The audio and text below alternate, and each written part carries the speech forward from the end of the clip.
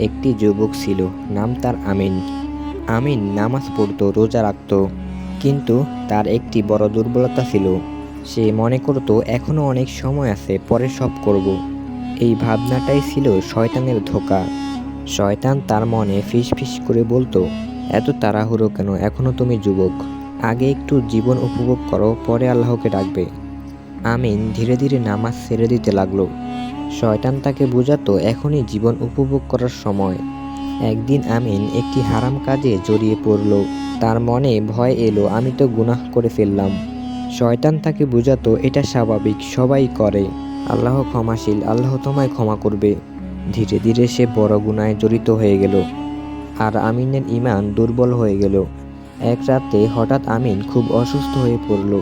মৃত্যুর ভয় সে মনে করতে লাগলো। সে কান্নায় ভেঙে পড়ল, হে আল্লাহ, আমাকে আরেকটু সময় দাও, আমি তওবা করব।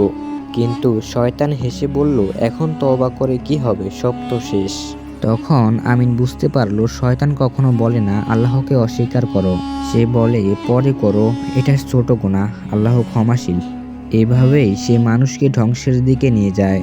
প্রিয় ভাই ও বোনেরা, শয়তান আমাদের মধ্যে অলসতা সৃষ্টি করে আমাদেরকে আল্লাহর কাছ থেকে দূরে রাখার চেষ্টা করে। তাই সবসময় শয়তানের হাত থেকে বাঁচার জন্য আউযু বিল্লাহি মিনাশ শাইতানির রাজিম পাঠ করুন। ভিডিওটি ভালো লাগলে আমার জন্য দোয়া করবেন।